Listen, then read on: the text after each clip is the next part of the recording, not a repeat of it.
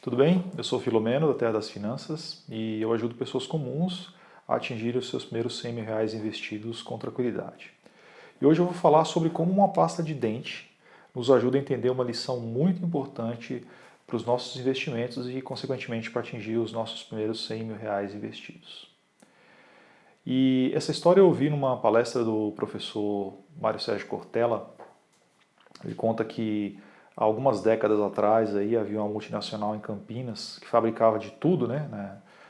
Naquela época era comum isso, e fabricava desde caneta até automóvel. E fabricava também creme dental.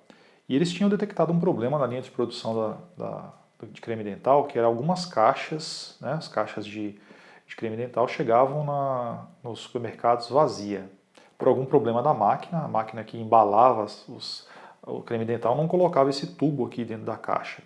Então, enfim, isso dava um problema, tinha que devolver o lote, ou seja, era um problema de produção, um problema de erro de produção que até então não tinham conseguido resolver. Então chamaram lá o grupo de engenheiros, né, chamaram o setor de engenharia lá da indústria. Eles chegaram, olharam o problema, viram ali que algumas caixas realmente a máquina não preenchia, não colocava o produto dentro.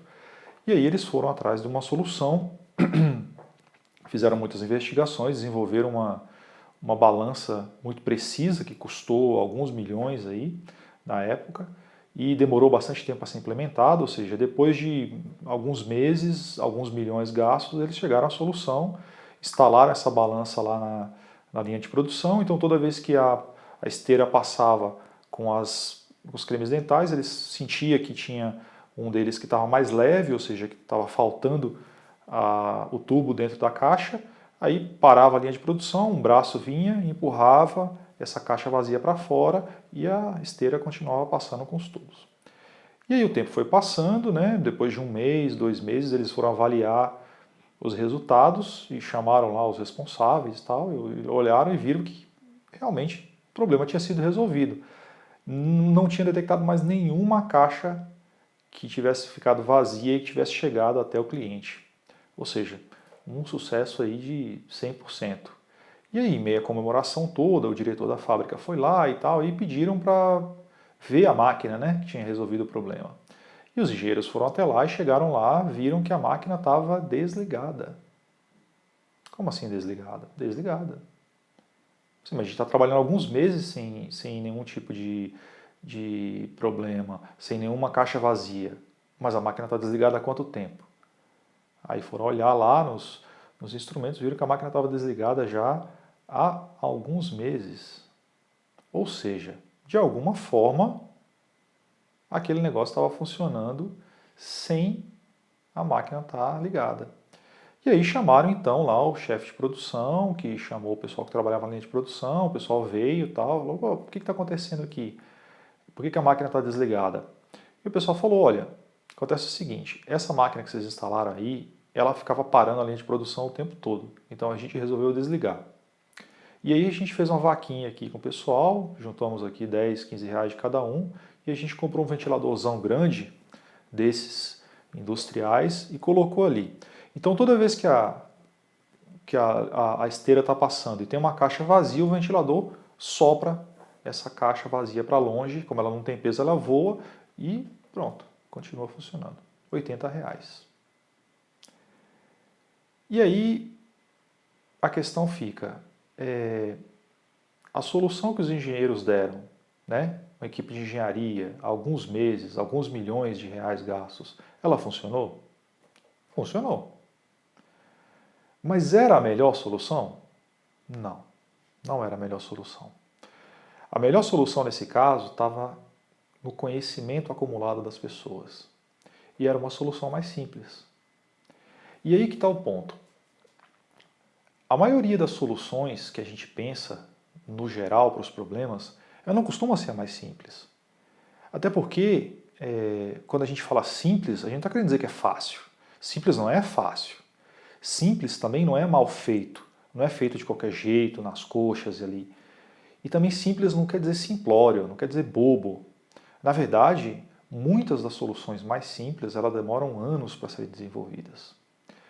Então, quando a gente pensa, por exemplo, em investimentos, Parece que algumas vezes as ideias mirabolantes, incríveis, aqueles planos infalíveis como o do Cebolinha, sabe? Sabe o Cebolinha que tem aqueles planos que ele bola e ele leva o Cascão junto para tentar roubar o coelho da Mônica e acaba dando errado? Parece que aquilo ali é a única saída. Parece que tem que ser um plano complexo e enorme e cheio de passos.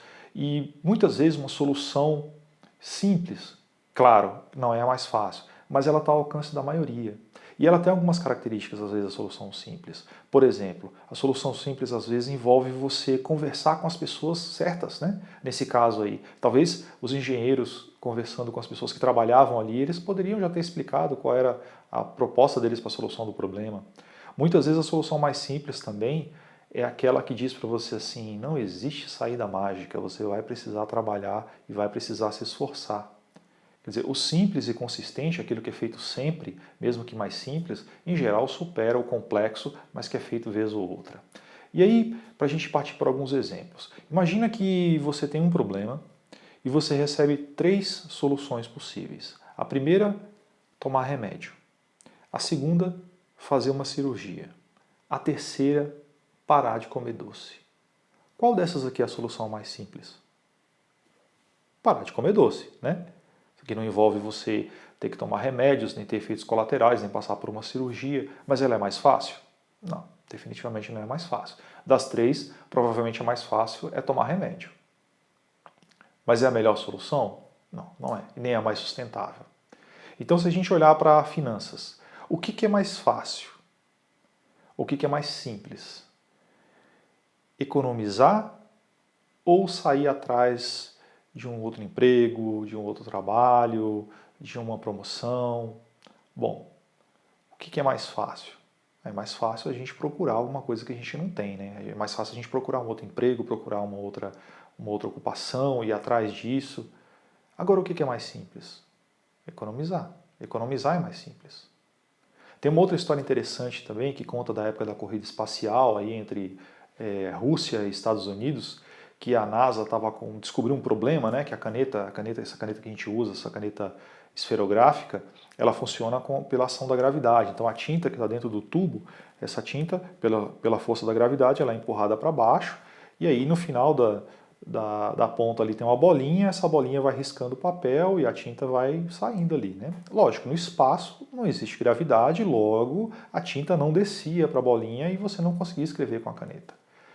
E aí a NASA propôs um desafio para ver quem conseguiria resolver esse problema e muitos investimentos foram feitos, gastou-se uma enormidade de grana e descobriram finalmente, né, como resolver isso.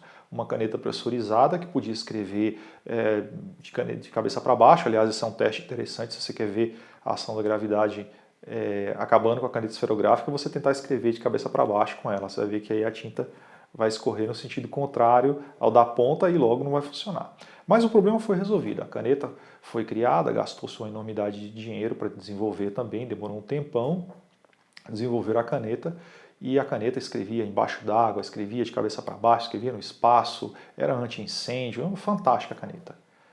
E aí ficaram em dúvida se a Rússia também tinha desenvolvido alguma solução e a Rússia usava o lápis. Né? Simples assim, usava o lápis porque o lápis não tem esse problema da gravidade. Na verdade, pode ser que essa história nem seja verdadeira, mas ela serve só para ilustrar que muitas vezes a solução mais simples é aquela que demora mais para a gente ver. Né? E aí eu tenho algumas histórias pessoais em relação a isso. A primeira é de um tipo de análise que se faz, chamada análise técnica, que consiste em você olhar os gráficos das ações e aí você vê movimentos, às vezes você vê até figuras, né? Tem um bebê chorando, um ombro, cabeça a ombro, tem uma série de figuras que as pessoas enxergam naqueles gráficos que supostamente te diriam uma tendência de alta, uma tendência de baixa. Logo, quando você enxerga naquele gráfico uma tendência, você vai lá e coloca o seu dinheiro apostando que a ação vai subir ou vai cair. O que acontece, eu fiz um curso desse e fui atrás e tentei entender e tentei ganhar dinheiro com isso e claro, eu não ganhei dinheiro. Por quê? Porque você precisa ser muito rápido naquilo e você precisa ser inteligente. Não que eu me ache burro, mas assim, eu não tenho esse tipo de inteligência. E aí tem um outro problema.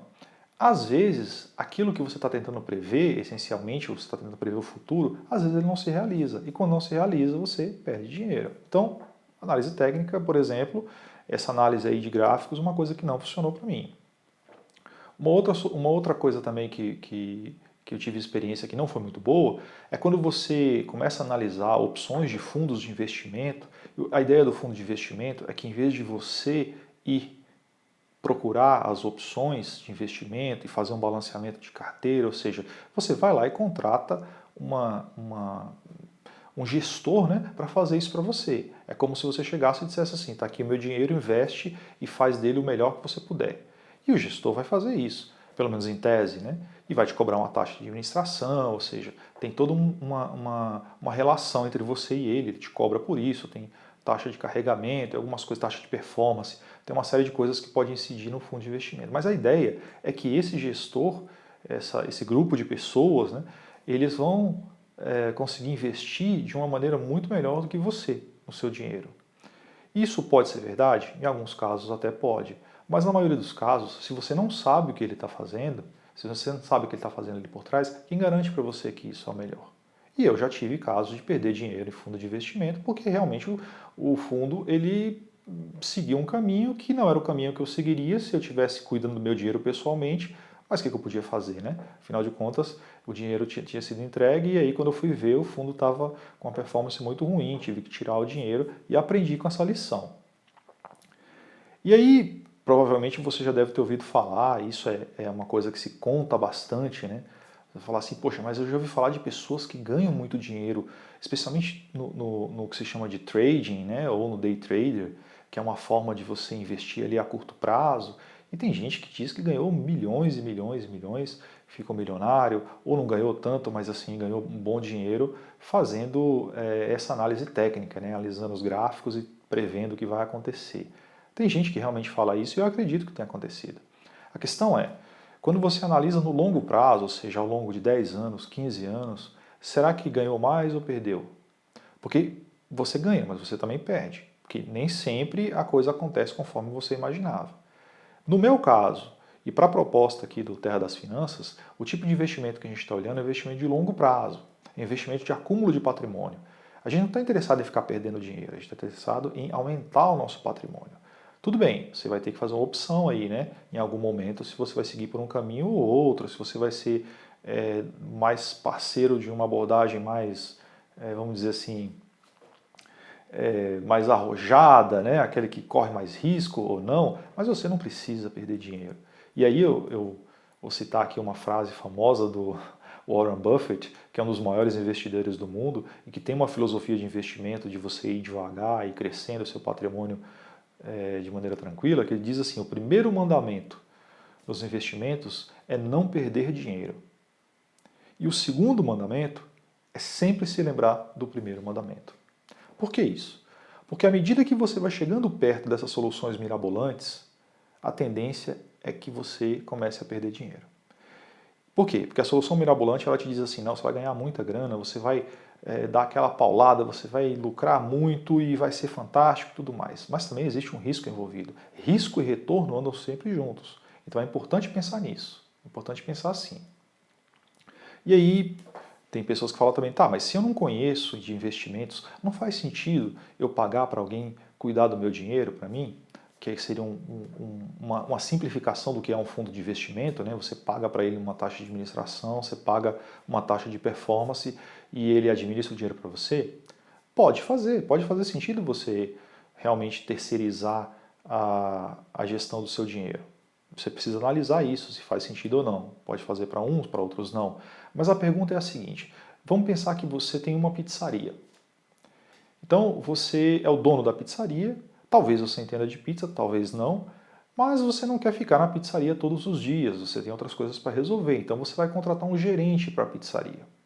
Você vai contratar uma pessoa que não tem vínculo direto, não é sócio, é só um funcionário. Você vai contratar essa pessoa e vai colocar ela para trabalhar para você e você vai pagar um salário para ela. Aí a minha pergunta é, você vai deixar essa pessoa fazer o que ela quer lá na pizzaria? Ela pode, por exemplo, começar a distribuir pizza grátis, ela pode começar a, talvez, deixar de pagar os fornecedores, ela pode decidir mudar todo o cardápio sem te consultar? Provavelmente não. E é esse o ponto.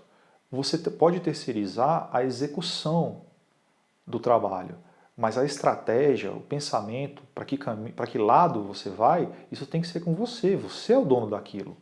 Então, há que se tomar cuidado com essa questão do fundo de investimento também. Você precisa ver se realmente o fundo de investimento está alinhado com o que você pensa. Se você não sabe o que ele está fazendo, se você não entende, se é complexo demais, adivinha só, vamos voltar para uma solução mais simples, vamos voltar para aquilo que eu entendo, vamos voltar para aquilo que você conhece. Essa é uma forma boa de você tratar o seu dinheiro, de você tratar os seus investimentos. Invista naquilo que você entende e naquilo que você conhece. Porque se você não conhece, se está muito complexo, se está muito... se o linguajar está difícil de compreender, se está difícil de pegar, né? Pode ser o caso da balança lá de pesar a caixa vazia, né? Pode até ser uma solução, mas talvez não seja a melhor. E aí a simplicidade em relação a investimentos nos ensina também que mais vale a pena a gente privilegiar o tempo, ou seja, eu vou investir pensando no horizonte maior de tempo, e o dinheiro que eu coloco todos os meses ali, que eu tiro das minhas fontes de renda e coloco para investir, ou seja, é melhor eu trabalhar nessas duas partes do que ficar perseguindo a melhor taxa de rendimento, a melhor performance, porque isso muda, isso varia e isso cria na gente uma sensação de que sabe aquela sensação quando você está dirigindo, que a pista do lado parece que está andando mais rápido que a sua, né? Você está ali, eu morei muito tempo em São Paulo tem muito tráfego, muito trânsito, então quando a gente está parado, a gente tem sempre a sensação que a pista do lado está melhor. Aí quando você muda de pista, você vê que aquela que você estava começa a andar, aí você volta para ela, aí aquela do lado começa a andar de novo, fica nessa sensação. Isso não é bom para os investimentos. Então quando você privilegia o aporte, né? Quando você privilegia o dinheiro que você vai colocando nos investimentos e começa a trabalhar com um bom horizonte de tempo, você não precisa ficar tão ligado na questão da taxa de rendimento. E como última recomendação, eu diria que uma forma boa de entender esse fundamento dos investimentos, que é a simplicidade, é você buscar dar foco naquilo que você controla. Então, o que você controla? Uma série de coisas, mas tem duas bem importantes, duas habilidades essenciais para você construir um bom patrimônio. A primeira é a sua capacidade de gerar renda, né? Fontes de renda, ou seja, o seu trabalho, aquilo que você faz. Então, se você começa a melhorar o seu trabalho, se você começa a conseguir gerar mais renda, você está jogando a favor do crescimento do seu patrimônio. A segunda é poupar. Se você começa a gerar renda e começa a gerar despesa junto, poxa, aí você começa a ter um problema sério, né? Porque aí você aumentou o dinheiro que você ganha, mas você aumentou suas despesas também, então você está poupando pouco e investindo pouco. Então, foque no trabalho, foque naquilo que você tem controle, melhore as suas fontes de renda, receba mais, né? Faça entrar mais dinheiro no seu caixa e poupe mais também para que você possa investir e ganhar mais. Além disso, é algo que eu sempre falo aqui nos vídeos, mas é sempre bom a gente reforçar isso, porque isso é importante. Mantenha sempre na sua lista de prioridades estudar e aprender. Aquele conhecimento antigo que você adquiriu, aquele conhecimento que você já traz de muito tempo, você não precisa se apegar a ele, você pode duvidar, você pode ir atrás, procurar novas informações, você pode atualizar aquilo que você já sabe, você pode encarar sempre com uma mente de principiante. A ideia é que quando você vai estudar e você vai aprender, mesmo que seja alguma coisa que você já conhece, ou que você tenha a sensação de que você domina completamente, é muito importante que você mantenha a mente de principiante aberta, para que você possa eventualmente receber uma carga nova de informação, uma atualização boa, que vai te colocar num caminho importante, que vai te abrir os olhos para algo que você não estava vendo. Então, estudar, manter sua mente aberta, reformar e atualizar aquilo que você já sabe, e ir atrás do que você não sabe ainda, procurar aprender, procurar dominar, dar foco no seu trabalho, nas suas fontes de renda, fazer com que o dinheiro entre mais, poupar e investir. Tá ok?